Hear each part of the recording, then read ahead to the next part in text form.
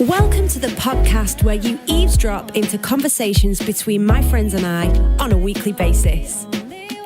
My name is Lily Jo. I'm a singer, songwriter, and I perform shows all over the world. I'm a qualified counsellor and an emotional wellbeing coach. You can also check out my award-winning online mental health resource, the Lily Jo Project. I know you will find gems of wisdom within the conversations that I have with my friends. Hopefully you will find tools and resources that you can hold on to, try and test for yourself, all around the important subject of mental health and personal development. I am so pleased to welcome you to today's episode of Eavesdrop. So today I'm joined on the podcast by Emma Borquaye, and Emma is founder of the award-winning online magazine Girl Got Faith. I met Emma back in 2016 at the Premier Digital Awards where we were both winners. Yes. Hi Emma. Hi. How are you? Great, thank you. How are you? I'm really good. Thank you for coming out of your way to Sid Cup. Yeah, do you know what? It's not even that much out my way. It's not, is it? No. It's out of my way. Yeah, very much. It's a long way for me. But it's really nice to be here on your kind of side of the M25. Is that right? Yeah. Yeah, good to be here. Sun's shining. We're outside in this little VIP garden. There's yellow and white tenting around us and a few nice plants. Yeah, there's a nice olive plant. I've been eyeing that one up. Do you think it's real? Oh. I think it might be, actually. Oh, I hope it's real. I really want to get one, but I don't know how to look after them. So Okay, so yes, this leads into my first question, actually. Oh, really? Yeah, because, you know, you're now a wife. Yeah. And then you have your own home. Yeah. And you're shopping for plants. Yes. How does it feel to be an adult? Oh, my days. Being an adult is so weird. Isn't it just the weirdest thing? So weird. I don't know. I just can't get my head around it. I feel like I've got that thing where, what's it called? Imposter syndrome. Oh. Where you feel like you're faking it and then you're going to get found out, and I'm really like 16 and I don't actually know what I'm doing and I'm just pretending to be an adult. That's how I feel. Oh, wow. fine. Do you feel like marriage and being an adult is how you imagined it when you were a kid? I think I thought that I was going to feel a lot older than what I feel. Yeah. I don't know. I think when you're young, you always think of like 25 or 30 or however as like, oh, that's old. That's like my aunties. See, I don't know. You think, oh, you're old. You've got children and all this. But then you get there and you're like, oh, I'm still young. Yeah. Me and my friends had this conversation once about like, when is it that you become a lady? Yeah. You know, I still identify as a girl, but like, I'm so not a girl. I'm so an actual adult. So when do you become a lady? I don't know. Maybe you have to do lady things. Like what? I don't know. Maybe throw afternoon tea parties or something. Yeah. And I think you have to be like good at certain things to be a lady. Oh, like have your own niche. Yeah. Like you're good at knitting and... Yeah. And I think you have to be good at like a certain dish. Maybe you have to have a party trick. Like, I don't know if this is a good message to be putting out. What do you think? No, not a dish. You can only be a lady if you can do certain things. Maybe not. I don't want to succumb to the stereotypes. Exactly. Because I completely disagree with them. So, yeah, I don't know. Maybe it just comes at a time when we don't expect it. Yeah, and one day you'll just introduce yourself and be like, I am a lady. Maybe I'll just start from now. Should we just make a pact that we're going to call ourselves ladies? Yeah. And if anyone calls you a girl, you have to correct them from now on. Absolutely. Okay, great. New thing. Ladies. So you said just then that stereotypes are annoying. Yeah. Tell me about that. I feel like all stereotypes are bad. They just don't I just don't know what the good is in any kind of stereotype. And I think true. For a long time, things weren't really seen as stereotypes. So things like what a woman's role is in the house or something like that. And it can cause so much anxiety in people if they feel like they can't live up to a certain standard or feel like they're less than because they're not meeting how they're supposed to be or that they can't fit in a certain place. And I just don't really feel like it's anything of what I'm about. I feel like I'm much more about being inclusive and equality and how I like to try different things. And I like that even within the home, so within like the man and wife, I guess, stereotypes, that I think my husband's better at cleaning than me. So I'm like, would love him to do that. So if we had to live to those stereotypes, I think our house would be an absolute tip and we would have burnt food every night. So yeah, sure. Okay, so you're the cook around the house. No, I don't think I don't think I'm anything. I'm probably like the entertainment, I would say. Oh, okay. What's your favourite party trick?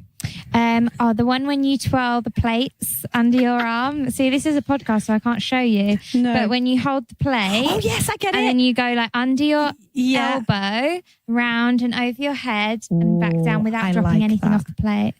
That is a very cool party trick. Yeah.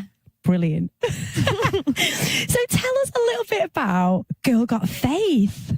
Yes. So Girl Got Faith, I started it around 3 years ago and I call it the Teen Girl's Guide to Faith, Beauty and Lifestyle. So it's an online magazine and a YouTube channel, basically all with the purpose of encouraging girls to just find the gold that's within them, be the best versions of themselves.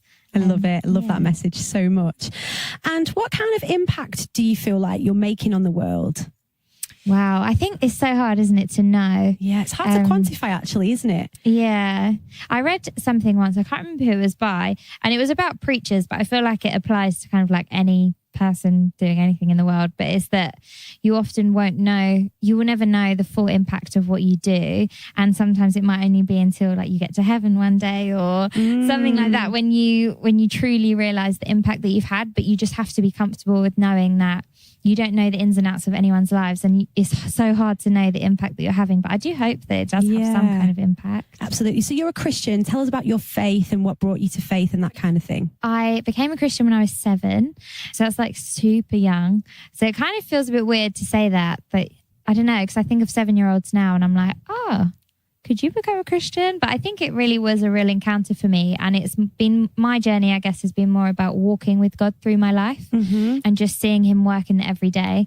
And that's been a massive part of my Christian journey, and just going through the ups and downs with God by my side and just having him as a close friend and a father, and working out that relationship through different seasons of life and what that might look like. And I've got a really supportive family. My family are all Christians.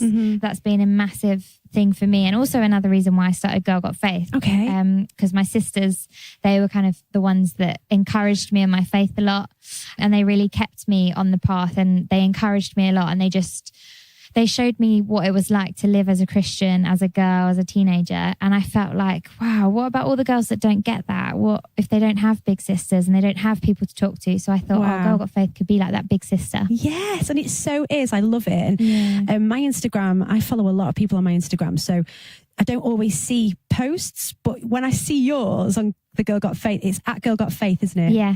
When I see yours, I'm always like, it just makes me smile and it encourages me. And I think it's so important for young people to have those role models and those influences in their life that they can look up to. Yeah. When I was a teenager growing up, I had the Worldwide Message Tribe. Oh my gosh, I love them. Because I obviously grew up in Manchester, and it was very much a part of my teenage years, was being able to go to these amazing shows and see from the stage these incredible role models who were Christians and had faith, because that made me feel like I'm not weird. Because like you, I grew up in a Christian family, always went to church on a Sunday. There was a point when I was about 11 when my mum said to me, you don't have to come anymore if you don't want to, which I think was really brave of her. But I think she was conscious that she didn't want to brainwash me. But I decided I wanted to, because for me, church was community and it was family, and there were people there that I wouldn't see in the week. But I think it was really important as a teenager to have those role models and those people that I could look up to and go, you're not weird, even though they wore weird clothes. Sorry, guys. But there are, positive role models for me was really important. So what you're doing is incredible. Oh, thank you. So we've mentioned a little bit in brief about anger. Yeah. When I think of the word anger, I think bright red and black. Yes. It's so angry.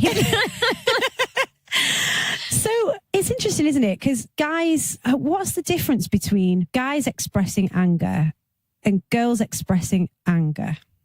I think as I got older, I realised that as a girl, I don't think anybody ever really spoke to me about anger. And I feel like people did speak to boys about it. And I think anger is kind of seen as like a boy's trait or a man's trait, and it's like that's how men express emotion, is anger. And I felt like that was something that I kind of started to realize as I got older that I didn't really know how to deal with anger or what it was meant to feel like. And so I would often just kind of revert to crying or just getting like super emotional or whatever, but not really understanding the feelings that I had. And I just always wish that I had actually been taught what anger was and how to deal with it in the right way. Because I think anger can sometimes be a good thing. Like I said, all emotions are really important. Yeah. But I think, as girls, we've not really been taught much about it. Do you feel like you were taught much about it? No, it was almost like a not allowed thing. Like you're not allowed to be angry, like you said. And if I was angry, that was sinful and wrong and bad. Yeah. Whereas when I went through my counselling experience, like learning how to become a counsellor, I realised that anger was really normal. Yeah. And it was a real emotion that I'd completely pushed down and ignored my whole life. And so when I actually realised that, I was able to sort of lift the lid a little bit and get angry about the things that I probably never had the chance to get angry about.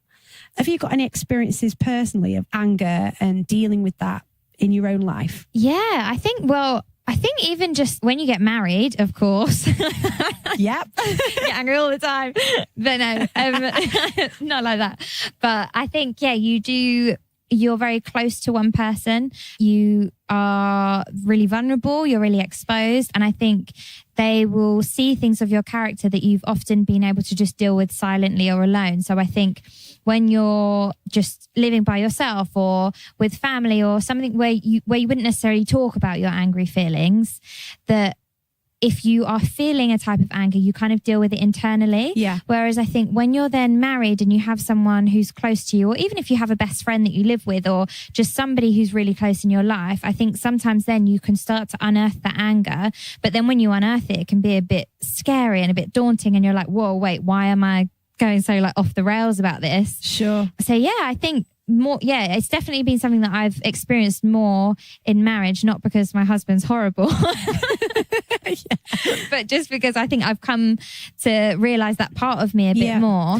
Almost like marriage is a bit of a mirror, isn't it? Yeah. Like you're sort of being faced every day with that person who you are really close to, who you love wholeheartedly and who you can be really honest with. So all the emotions and all the feelings that you have are just kind of staring right back at you, I guess. Definitely. And it's about the thing of kind of somebody noticing things in you. And I think sometimes you can feel angry about that because you are vulnerable and you're seeing that mirror reflection of yourself and you're like, wait, no, I don't want to be like that. Or no, that's not me. And you get defensive. And I think, probably defensiveness was my biggest form of anger for me personally. I think it was more of a, oh, wait, nobody else thinks that I'm like that. Why do you think that I'm like that? Yeah, how dare you think that about me? Yeah, but actually you need to see it as a sign of love and that somebody's trying to help you or care for you. But sometimes if you're tired or just already upset about something else, that it can kind of turn into anger when it's not kind of responded to in the right way. Yeah, sure.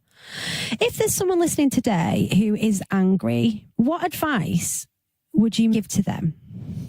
I would say just be open about it, but not kind of with anyone and everyone, but with a trusted person. That's great, if you feel that you don't actually have a trusted person, then I would 100% recommend seeing a counsellor and speaking to someone about it, because I think that is just a massively important thing to have somebody to speak to. Because I think when we don't speak about things and when we keep things in that like dark place within us, they just can spiral out of control and we can feel a bit overwhelmed by them. But I think as soon as you speak something out loud, there's a real freeness that comes with it. Amazing. And you can help yourself to understand it a bit better. And I think all emotion is just about understanding it better. Yeah, absolutely. I think something that's helped me in the past is to write down my thoughts and feelings in a journal. That's so good. And just journaling how I'm feeling and the anger that I'm feeling.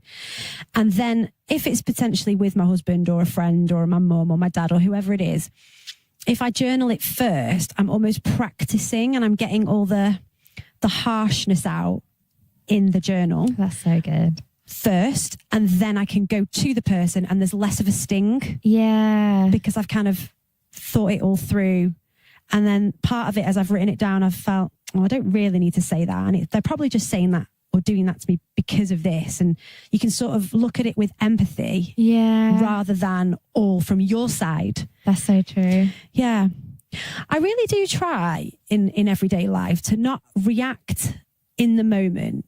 How do you feel about that? Like if someone hurts you or upsets you, what do you do?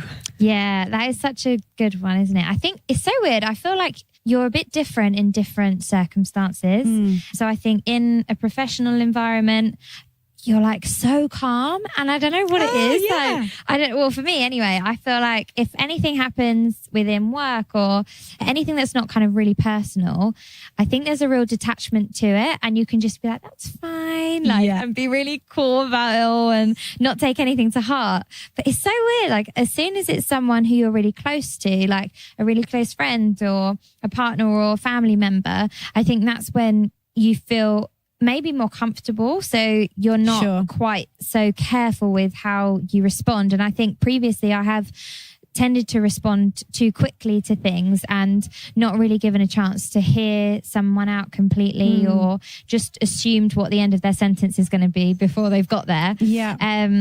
But I've really learnt to kind of just allow someone to finish, try and see the best in what they're saying, pause to hear what they want to say. And I think sometimes if you do feel those, for me anyway, if I felt that kind of like burning anger within you and you're like, no, that's not true, that's not me, or you're just annoyed about something they've said or done or whatever, to just give it a moment. Good. Yeah, to just, I guess, if they need a response right away, practice just saying, do you know what, I just need to think about this. So good. And not feel pressured to say something back straight, because I think that can sometimes be the trap that we fall into as well, isn't it? I've done that quite a bit actually, where people have tried to, there's been a misunderstanding, people have tried to ring me and I've been like, actually, just sent them a quick text saying, actually, do you mind if we speak tomorrow when I've slept on it? Yeah. Sleep is so good for that, isn't it? Word, yes. And I know like a lot of the advice is don't go to sleep angry, or don't let your arguments,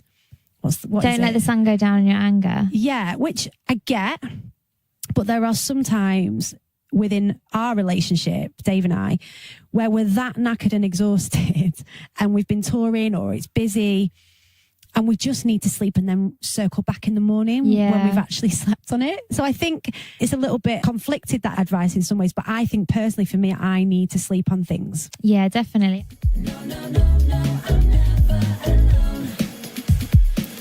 Counselling is a talking therapy which can provide support and treatment for a wide range of mental health and emotional issues.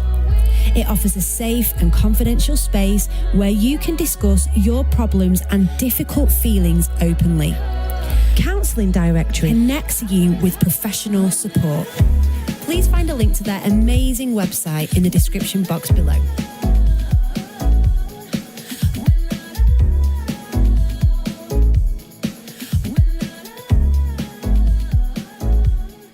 So obviously we've talked a bit about marriage in this episode, and you've been married, how long is it now? Just over 3 years. 3 years. Yes. And you're married to? Isaac. So he has a busy schedule. You have a busy schedule. You're both entrepreneurial. You're both pushing out into exciting things. How do you manage to stay grounded and together and at one, really, amongst all of that?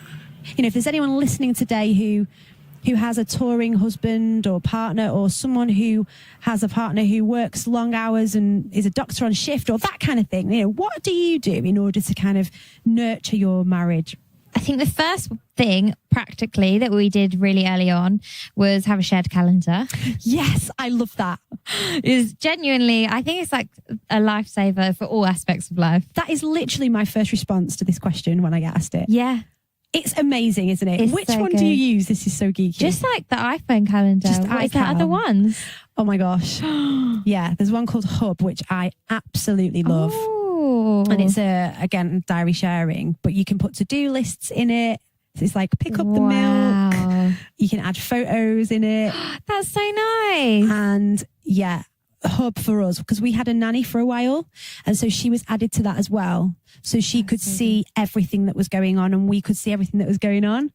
That just saved our lives. Oh my days, I'm going to need to see that. So Yeah. what is it, just hub.com? It's called Hub, but I'll put the link in the description box below for anyone interested. But I will be clicking that link. honestly, calendar sharing. Yeah. High five. That's a real important one, I think. Because it's just about managing expectations, isn't it? Because I think when we first got together, Isaac still had a really busy schedule. He's always been doing what he's been doing ever since I met him.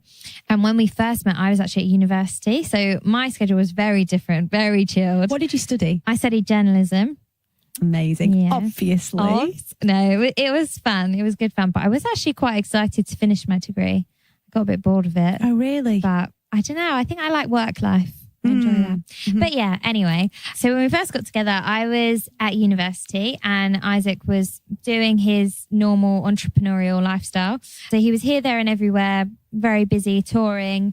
And I used to always ask him, I'd be like, oh, are you free on Saturday? Can we do something? He'd be like, oh, no, sorry, I've got this thing that I've got to do. And I'd be like, oh, okay, cool. What about Tuesday? He'd be like, no, sorry, I've got this work thing. I'm like, oh, what about Wednesday? I can feel your heart He's like, sinking. no, sorry. And I'm like, do you even like me? And he's like, no, but Thursday I'm free. You didn't get to Thursday. I'm like, I'm not going to go through all the days of the week. So then it was from then. So it was really early on that we had a shared calendar. Brilliant. But it just massively helps to manage expectations and just see you when there's the busy periods coming up and just being able to talk through it and work out when you are going to see each other and stuff like that. And also knowing one another's love language is really important. Oh, yes. Talk about love languages. Yeah, because my love language is quality time, which isn't helpful when you have two really busy schedules. Yeah. But I think we've kind of learnt to navigate that in a way. Like Isaac is incredible at Is his putting in love language time the same or not? No. Oh, it's really awkward, isn't it? Oh man, he's so annoying with his love language. He always says it changes. He's like, no, I don't know what it is. I think it's changed now. I'm like, oh, that's not helpful. Really not helpful. His kind of like differs. I think it's usually like acts of service, maybe words of affirmation, but I don't think he really would say that, but I think it is. Yeah. That is so good. So The 5 Love Languages is a book by Gary Chapman, isn't it? And I'll put the link to that in the description box below, but that changed our marriage as well. Knowing exactly what it was that I needed and what he needed to keep our love tanks full. So often we show love in the way that we want to receive love, but that's not always the way that our partner receives. So often we are matched with someone who's got a different love language to us. It's so weird, isn't it? I'll be showing love to Isaac by wanting to spend time with him, but for him that doesn't speak love at all. And what speaks love to him is acts of service, whereas I'm like, oh, I'm not doing the cooking, I'm not doing the washing up, I'm not doing anything, I'm not helping you. And he's like, I feel so unloved right now. So it's about being able to speak their language and them knowing your language to speak that to you. Yeah, it's so good. And once you know that, it's like a complete freedom, isn't it?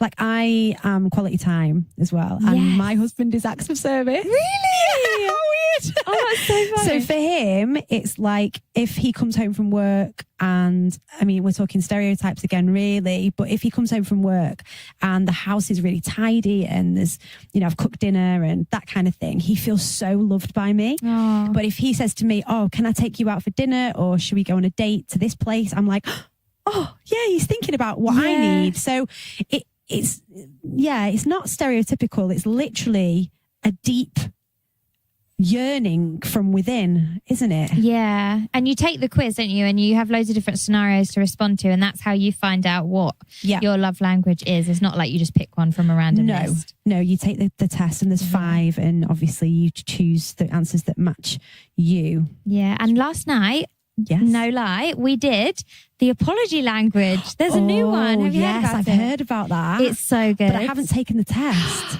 You need to take it. Okay. It's really good. So my apology language was expressing regret. Okay. So I think that means that so it says something about how you don't need someone to explain or make a solution or anything. You just need them to say, I'm sorry, I know I've done wrong. So they just have to express their regret. And that's it, really. Great. But other ones, I can't remember what the other ones were. I can't remember what Isaac's was. That's not good, is it? Need to do it again.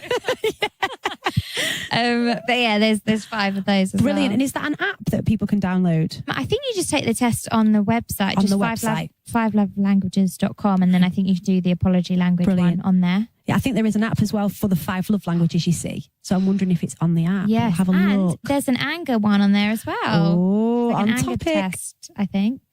Great. I can't remember what it is. Yeah, so maybe people can hop on and find out what their anger language is. Yeah.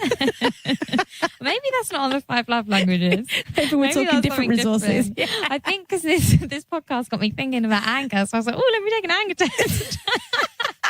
What did you find? It said a medium, so not very. It's like, great, but what can be done? Oh, okay. So, fair enough. Yeah. So what else did you find when you were looking up anger? Nothing really. I think that was the depth of my online search. Amazing. Sorry, gone down a bit of a rabbit hole. No, that's absolutely fine. Okay, so could you just talk to us, we're going to kind of wind up soon, but what have you got coming up next? Is there anything exciting we can look forward to in terms of Girl Got Faith? Oh, yes. So for Girl Got Faith, we're just hoping to do loads more exciting stuff. So just more online content, more videos, we want to do more like live stuff. So more live chats and conversations. Nice. And things just kind of utilising the media that we've got, because that's what Girl Got Faith is all about. It's about meeting people exactly where they're at. And for our audience, which is kind of teen girls, online is where they're at on their phones, on Instagram, on wherever. So we just want to be able to take whatever we're doing there to where they are. So yeah, we want to just keep growing, keep being creative, moving with the times, and just responding to what's going on in the world. So it's always a difficult question when someone's like, what's next? Yeah, Like, I don't know what's next in the world, but true. Yeah, it's an exciting time, and I'm so grateful for all the people that work on it. And it's amazing. Yeah. So teen girls, if they're listening right now, what advice would you give then to your teenage self? Ooh, I love this question. I don't know. It sounds like you were a pretty good teenager. I think I was quite a good teenager. Do you know what it was? As a teenager, I always kind of hid behind that thing of being the good teenager. Oh, okay. Yeah. I've uncovered something here. Yeah. So I think I got really comfortable with being the good one, but then I always wanted to push the boundaries a little bit, but then I never liked it when I got in trouble for it or got found out about it or anything. But then I think that led to like a lot of just me kind of holding in a lot of things and being quite secretive. And that whole thing of, I guess, not being able to express then what you're really feeling or what you're thinking in case people think badly of you. Because I think I got so comfortable with just being this person that everyone was like, oh, Emma's fine. Emma's doing well. Emma's great. She's not struggling with anything. She's okay. So then when I was struggling with something, I was like, oh, I can't tell anyone because I don't want to let down this picture that I've built up of me being okay and just the one that anyone can talk to and stuff. But I think it would have helped me a lot if I could have just been a bit more open and a bit more real from a young age. Yeah. Because that's something I've massively valued in growing up. And I think it's really helped me just in life in general, all over well-being. So if I'd learned that from a younger age, I think I would have done well. Yeah, absolutely. So it's about being open and being honest. So even if you have the same label as Emma of the good girl, actually it's really important that you're open and that you're honest and that you're able to share. Maybe even now think about 1 or 2 people that you can be open and honest with. And so when you are struggling, you can say, I'm really struggling and I know I've got this label of being perfect and having it all together, but I'm really struggling. Can you help me?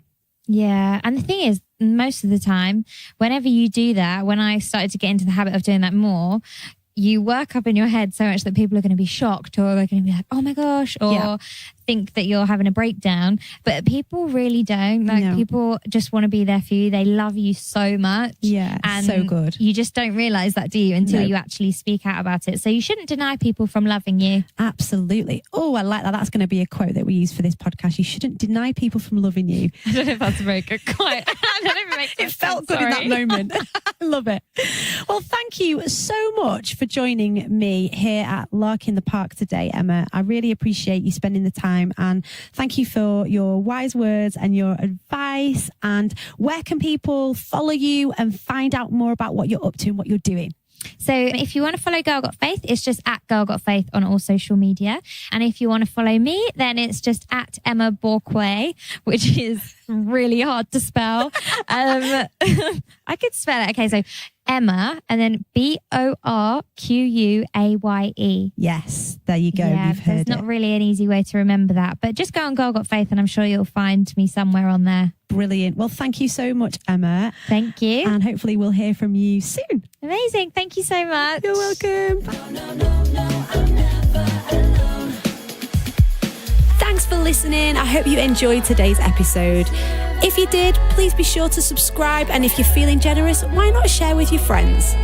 Please check the description box below for extra links and further information to some of the topics discussed in today's episode. Also, you'll find information about what's coming next. For further information, top tips and advice on all kinds of mental health issues, including low mood, anxiety, self-harm, eating disorders and more, please do check out www.thelilyjoproject.com. You can find my music across all digital platforms, including Spotify and iTunes. See you next time.